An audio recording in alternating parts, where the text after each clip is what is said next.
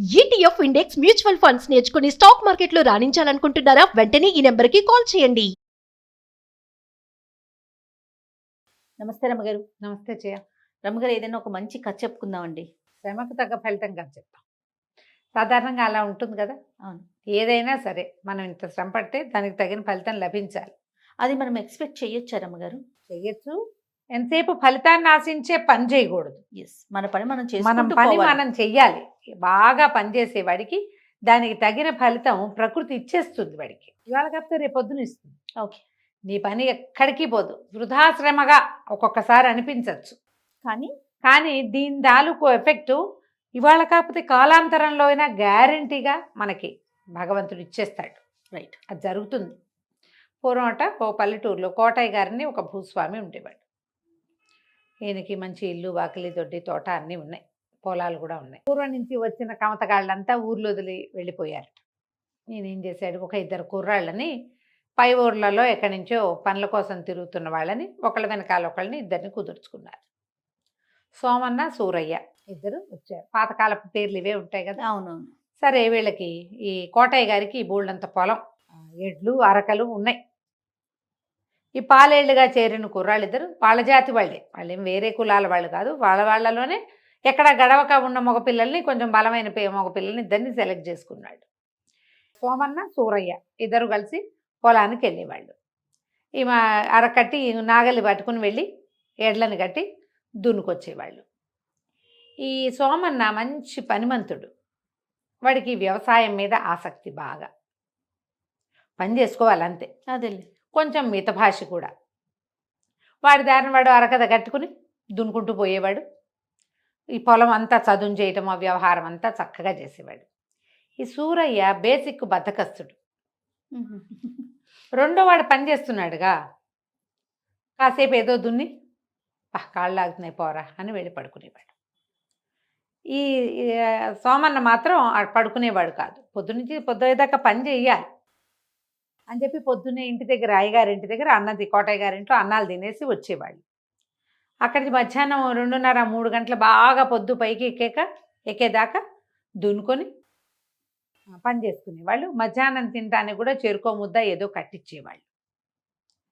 వీడు ఇక్కడ రాగానే ఒక అరగంట పనిచేసి ఆ 2వ ముద్ద కూడా తినేసి పడుకునేవాడు సూరయ్య. సోమన్న మాత్రం పనిచేసేవాడు.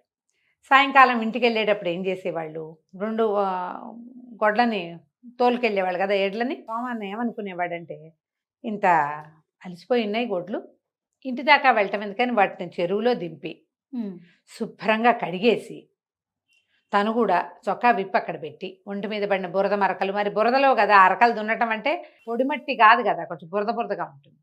శుభ్రంగా స్నానం చేసేసి మొహం కడుక్కుని చక్కగా నీట్గా చేతులు అవి తుడిచేసుకుని గట్టెక్కి ఎడ్లను తోలుకొచ్చేవాడు.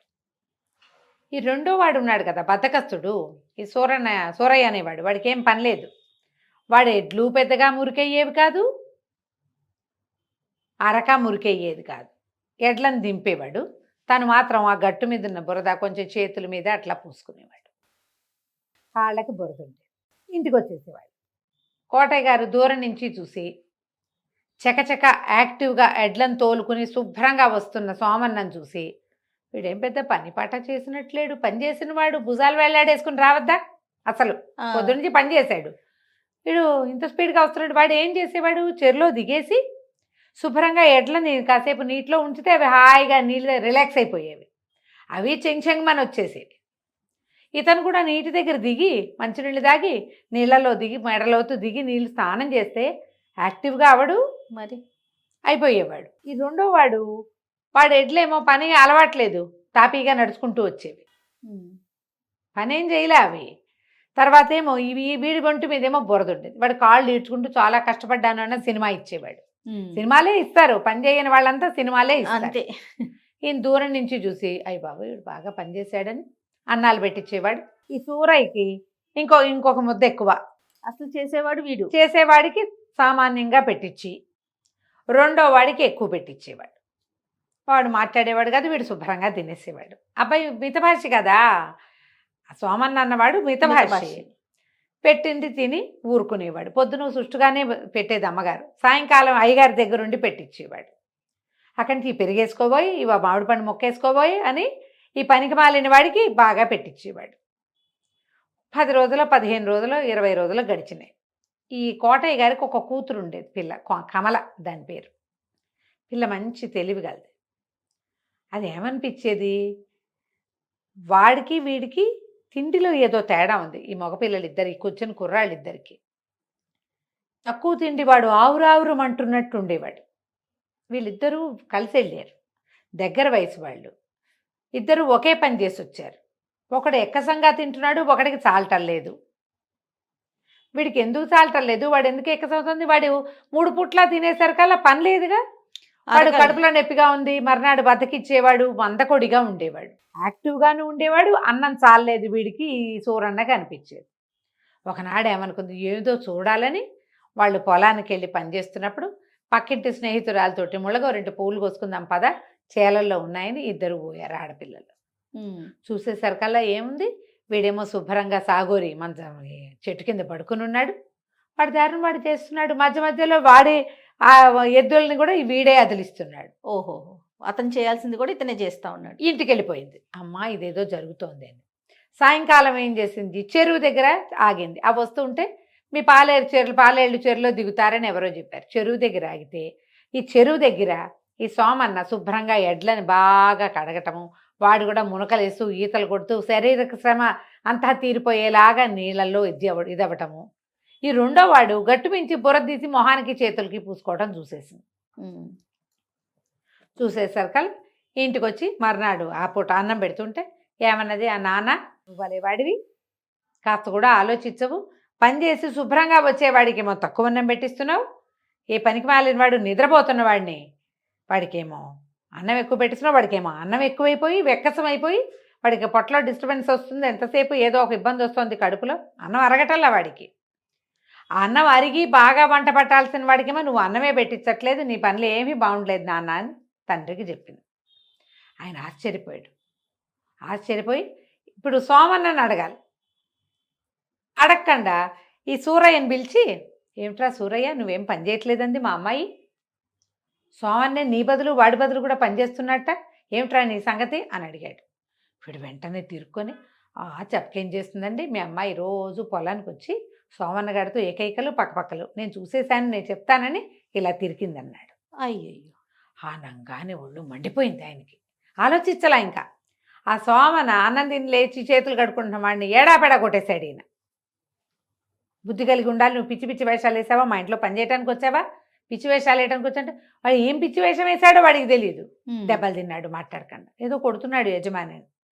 ఈ కూతుర్ని కాళ్ళు విరకొడతాను నువ్వు ఇంటి నుంచి బయట అడుగు పెట్టావంటే, ఏమిటి వాడితో సరసాలాడడానికి వెళ్తున్నావా నువ్వు అన్నాడు. పిల్ల నిర్ఘాంతపోయింది. నేను సరసాలాడని ఎవరు చెప్పారు నాన్నది, ఎవరు చెప్పడం ఏంటి, చూసిన వాళ్ళే చెప్పారనగానే ఈ పిల్లకి అర్థమైంది. ఓహో, తర్వాత అనిపించింది, అవును నేను వీడితో ఎందుకు సరసమాడకూడదు, వీడు చాలా బుద్ధిమంతుడు. చూస్తే బాగా చూసింది. అప్పటిదాకా అమ్మాయి దృష్టి లేదు, పని కుర్రాళ్ళు అనుకుంటుంది.